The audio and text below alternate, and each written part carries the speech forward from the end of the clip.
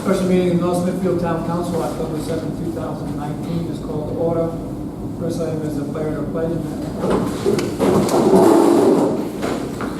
Lord, assist with the Holy Spirit, counsel of all those who are serving in positions of authority and responsibility.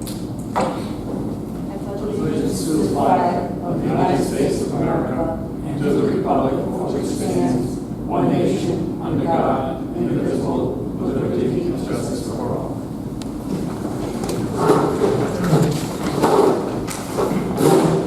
Mrs. Rhode? Here. Mrs. O'Hara? Here. Mr. Rozier? Here. Mr. Julitz? Mr. Batman? Here. Next item is the open forum pursuant to Public Law 42-46-6D with a maximum of 15 minutes. In the past, we just let people go up and speak, and we found out that there were people that aren't being able to speak, so going forward from now on, each speaker is going to have 3 minutes to speak, and I'm going to ask you again to state your name and your address when you come up here.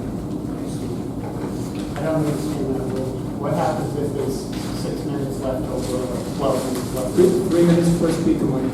If there's more than 5 speakers, then you'll lower the number, but it's 3 minutes per speaker.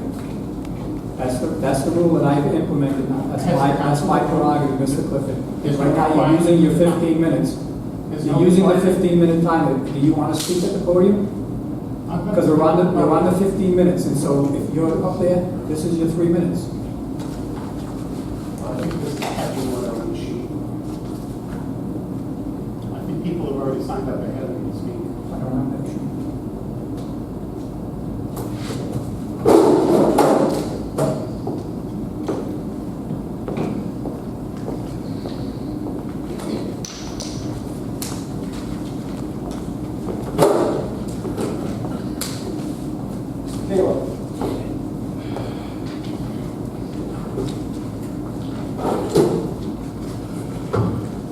Thank you. Mike Kayla, 39 New Street. Just want to speak on behalf of the Town's Conservation Commission about a new business, item P, the discussion by council vote or other action on ground-mounted solar photovoltaic, sorry, I can't pronounce that, installation moratorium ordinance. I'm concerned about where this item is on the agenda. I was the only one from the Conservation Commission who could make it to the meeting tonight. So it's at the very end, which could be hour before it's gotten to. And I think a lot of folks are very interested in this issue, and I think it being so low on the agenda that it scared them away. So I was wondering if there was anything that we could do about that, because solar development is a very pressing issue in our community, and the order of the appearance here doesn't seem to give it the importance that it deserves. So I was wondering if it could be either moved up on the agenda or perhaps moved to another meeting. Thank you. Mr. Clifford?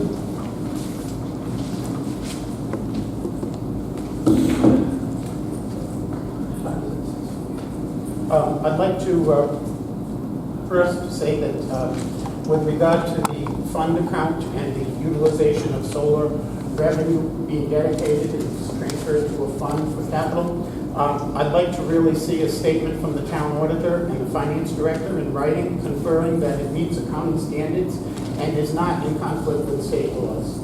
The tax assessor has an obligation to file the levy sheets with the Department of Municipal Affairs and Revenue, and it's explicit that includes all tax revenue, and the receipts that you get from the solar energy is classified as tangible revenue.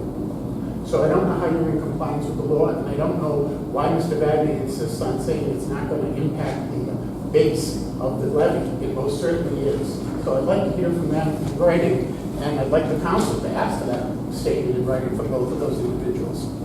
I won't go on to the rest of the issues I have with regard to that because of the time limit that was just imposed. So, nice gag rule, first of all.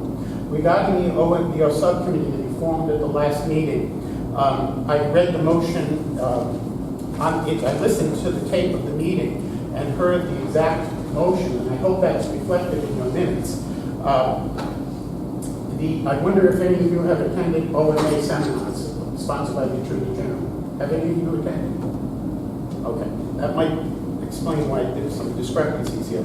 I'd like to know what the difference is between an informal ad hoc committee, where it's defined, and where you can find that definition, and how it differs from a regular ad hoc committee. I think what you're doing in tonight's agenda by posting this lengthy explanation based on the email exchanges I had with Mr. Wagner regarding whether this was going to be open meetings and public meetings and advertised or not, I think you're trying to circumvent the OMA law by re-describing the motion that you passed at the last meeting, creating your subcommittee. Laws establish minimums. There's nothing to prevent any committee from going above and beyond to bring transparency to government. The threshold for closed session, according to what I heard at the last training session, is, one thing that you weigh it is it harmful to the public interest if that topic was discussed in open session? And my question is, what are we afraid that the public will hear when you're discussing the tax treaty with green energy? The last tax treaty this town approved was last March in 2018. You did it in open session, you did it with the attorney for the developer, and you negotiated the terms right there at the meeting during the public hearing and then voted on it. It didn't happen behind closed doors. So why is this one happening behind closed doors? If you want to stop the whispers of there they go again with their closed door, backroom deals, then stop meeting in back rooms and meet in open session when you can. There's no harm to be done to the public here. As far as it being an ad hoc committee and exempt from the law, I'd like you to go to the Secretary of State's office website and put in ad hoc committees. And you're going to see that there's an abundance of ad hoc committees that post their agendas and meeting minutes.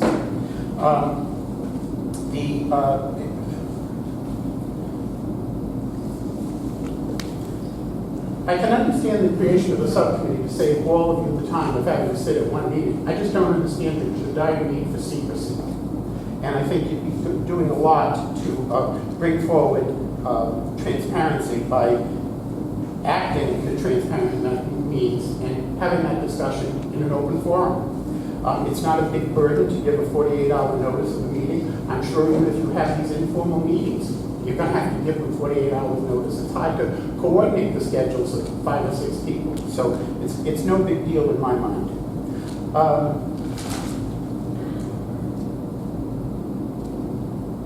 We didn't have all of the documents that were provided to you people before the last public hearing. I want to bring that to your attention.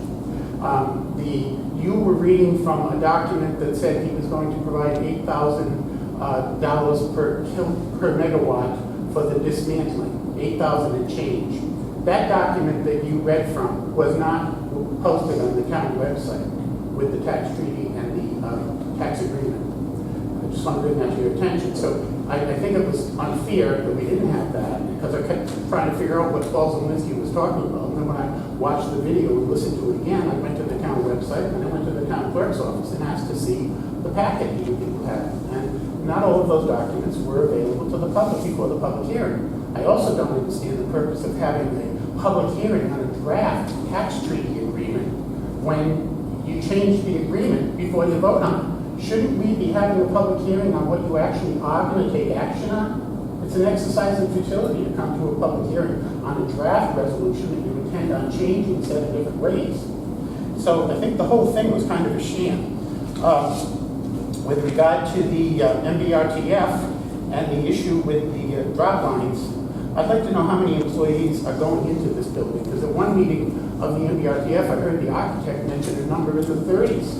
And I started counting in my mind how many town employees we have that are currently in offices, and I came up with under 20. I'd also like to point out that it was mentioned that Studio Major, the architect or the consultant for Studio Major, had come up with a substantially higher number of drop lines. And as far as I believe, I think I'm correct in saying they were looking at 2 different proposals for systems.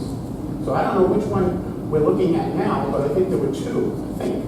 I also believe that I know they were planning on the entire school department staff being in that building, along with the town employees.